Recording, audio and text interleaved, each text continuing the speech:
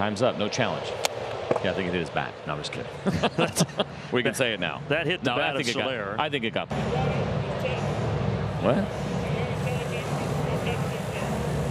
Oh, they just call catcher's interference? I think Laz Diaz says Brian Snitker. Again, no expert lip reader, but I thought he said challenging catcher's interference. No catcher's interference. All right. Well, Will Little's mic is kind of working. Let's see. Yep. Oh, yeah. Clear as day. Yep. Here we go. After review, the call on the field is overturned. There was catcher's interference. They got to go to first base. Atlanta will retain their challenge.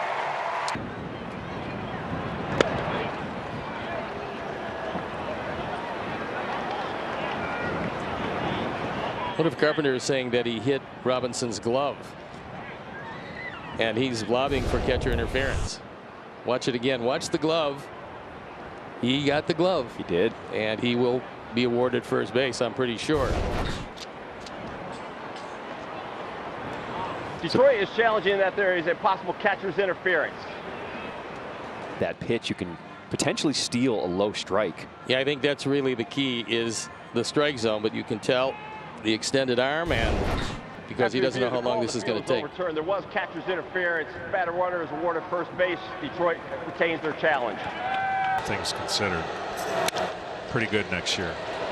To shortstop and Walls, who's got the final out. The review of a possible catcher's interference happening. Watch this swing that would have ended the inning. Let's see. It's very close to Mullins making contact with the catcher's mitt here. Is there enough to overturn is the question.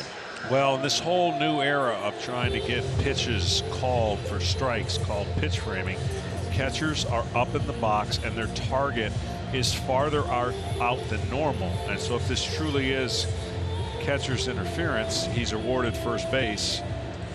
But we've set a record. After review, the call on the field is overturned. It was catcher's interference. The batter runner will go to first base. The bases are loaded. Baltimore will retain their challenge. Always the first one to the fight.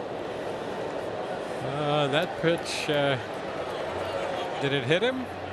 I think there's a claim that it did by Fry, and he said it hit the bat. Shearwater says I'm not so sure about that. Yeah, Shearwater said it hit the bat, and then he said I got foul ball, and that's exactly right.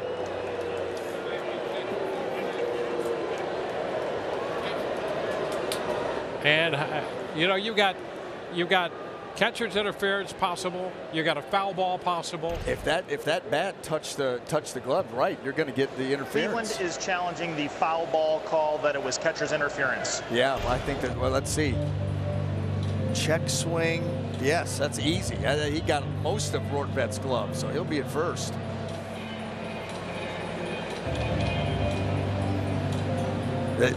Interestingly enough, that angle right there. Yeah, watch this. As he reaches up, the check swing. Boom, that's easy. After review, the call on the field is overturned. There was catcher's interference. Cleveland will retain their challenge. Runner goes, and a foul ball. So Frelick was off, but fouling it off was Hoskins. I think Hoskins is saying that he got catcher's interference. Again. Now this time, Higashiyoko's coming out of the crouch to actually try to make an attempt. And so he probably is out there a little bit further, yeah.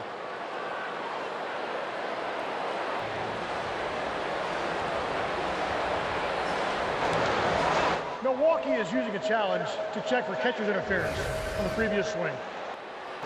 After review, it was determined there was catcher's interference. Batter entitled to first base. Milwaukee will retain their challenge. Call is overturned. 1-1.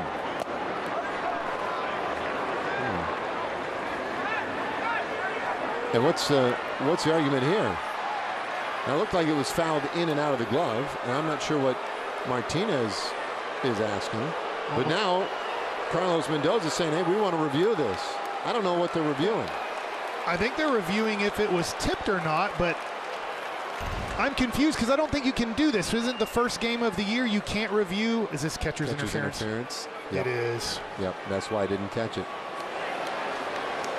And that's why you can see Jonah's reaction. He kind of knows it and then tries to play it off by asking for a ball. You can see Jonah knows it. So this one. New York is challenging the call of no catcher's interference. After review, there was catcher's interference. New York retains their challenge. The call is overturned. There was no call. I would still contend there was no call being challenged. Anyway, obviously the right solution because that was catcher's interference. So has 1 day off, and Evan Phillips has had 2 days off. The Royals in the top of the 8th will have 7, 8, and 9, beginning with the suddenly hot MJ Melendez. Tyler Glasnow at 85 pitches. Interference here, and they're going to win it. Definitely is. That won't take long in New York. But I would say that Los Angeles is challenging the call of no catcher's interference. After review, the call on the field is overturned. It is catcher's interference. It is awarded first base. Los Angeles will retain their challenge.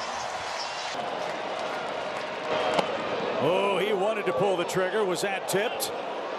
The Pirates thought it was.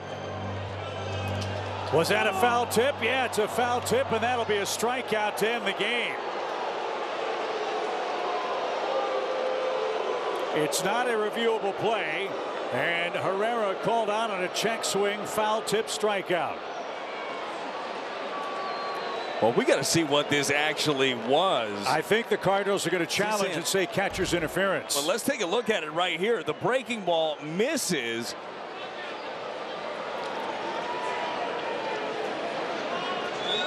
That's absolutely catcher's interference. That's catcher's interference.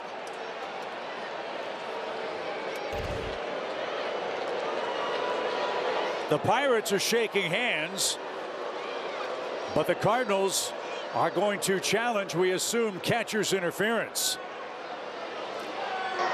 St. Louis is challenging the ruling on the field of a foul tip for an out. The previous play is under review. Another great look at the backup breaking ball. Herrera check swing, catches that mid there of Grandal. So that's what the umpire heard. He heard the tick of the bat hitting the glove, not the ball hitting the bat. The fans are seeing the review, and here's the verdict. The ruling on the field is overturned. It is catcher's interference. The batter runner is awarded first base. The runner is forced to replace at second.